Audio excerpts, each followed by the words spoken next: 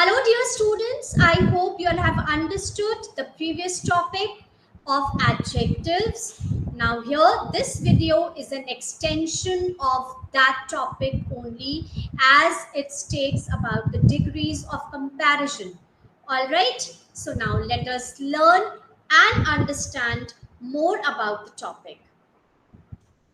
An adjective of quality changes its form when it is used to compare one noun with another.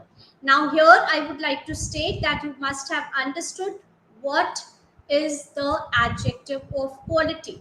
So, when it changes its form, when it is used to compare one noun with another, it is called the degree of comparison of an adjective. As I said, that this video is an extension to the previous video, the topic adjectives. So here we are going to learn about the comparison of the adjectives. There are three degrees of comparison. The first one is the positive degree, which is the adjective itself.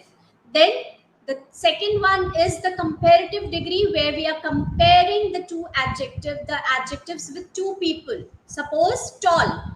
So, and if we say taller, so Raghav is a tall boy, but when we compare it with some other boy, we use the word Raghav is taller than Rohan. So that becomes the comparative degree. And when we talk about the third degree, that is the superlative degree, we talk about that Raghav is the tallest boy in the class. So that becomes the superlative degree. All right. The positive degree is used to refer to one object, person, or place without making any comparison. So, when we are not making any comparison and we are using the adjective in its positive form, it is called as the positive degree. The next one, the positive degree, is used to refer to one object, person, or place without making any comparison with anything else. Like, for example, she has a big house. So now here you can see that there is no comparison. So, big house, the word big is the positive degree of the adjective. Now, when we use to compare two objects, places, or people, it becomes the comparative degree. Like, her house is bigger than my house. Now, here we are comparing two houses. So, we can say that her house is bigger than my house. So, that is the comparative degree here. The superlative degree refers to the greatest degree of the adjective. It is used to compare more than two objects, people, or places. As I said, that the superlative degree is the greatest degree of adjective. Now, for example, it is used to compare more than two objects, people, or places. And the example is, his house is the biggest of all. So now if we are comparing, if we are saying more than two objects, then it becomes the superlative degree. Now, we have to know the rules. How do the adjective change its form from the positive to the comparative and to the superlative degrees? So now these rules are very important, children. We add ER and EST to most one or two syllable words that end in the consonants. So the basic one is that you add ER or EST. As we say, positive degree is dull, comparative becomes duller, and superlative becomes dullest. So this is the very common thing when we change the positive by adding ER to make it comparative and EST to make it superlative. One more example can be given here: bright, brighter, brightest, deep, deeper, deepest. All right. So all these are the basic changes to be done in the comparative and the superlative degrees of the adjective. Now the next one is when the positive ends in E, we add only R and ST to the adjective. Now this you have to keep it in mind, that when there is an E in the last of the adjective, so we add only R or ST to the adjective. For example, The word is large. So it is ending with E. So we make it larger and superlative becomes largest. The next one is when the positive ends in consonant plus Y. We drop the Y and add IER and IST to the respective comparative and the superlative degrees.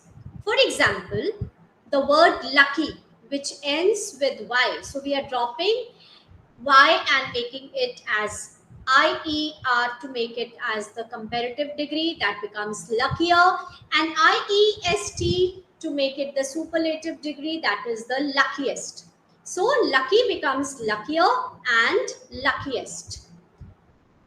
And the positive is a word of one syllable that ends in a vowel plus consonant. We double the ending consonants and then add ER and EST. That means when we have a vowel before a consonant, then what do? We just double the consonant. Like for example, red. Red becomes redder, reddest. The next example is big. Why? Because I is the vowel and G is the consonant there. So it becomes big, bigger, biggest. So this is another rule that you have to keep it in mind. Now, when the positive is long, i.e. Is a word of two or more syllables, we add more and most before the adjectives to form the comparative and the superlative degrees. For example, useful. Now, useful is a two-syllable word. So, while making it into the comparative degree, we can use more useful and the superlative degree becomes most useful. So we add more and most to make it comparative and the superlative degrees respectively.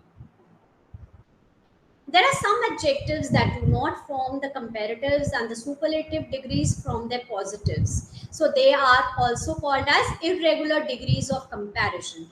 So in short, we can say that the words change completely in the comparative and the superlative degrees. For example, good. Now, good is the positive degree, which becomes better in the comparative degree and best in the superlative degree. So, good, better, best. And the other example is bad, worse, worst. These are known as the irregular degrees of comparison. Children, you always have to remember that we use than with the comparative degree and use the with the superlative degree. When you have to identify whether it is a comparative or whether it is a superlative degree, you have to just remember the keywords, that is than and the. Like Mohan is shorter than Ricky. Now shorter is the degree of comparison, comparative degree, and it is used with the word than.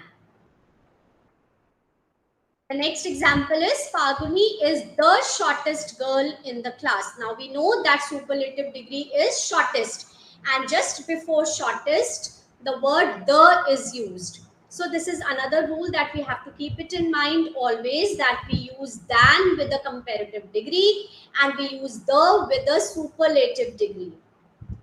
Now, children, with this, we come to an end of the explanation of the degrees of comparison. I think you all have understood the chapter well. And if yes, then you will be able to do all the related exercises given in your workbook.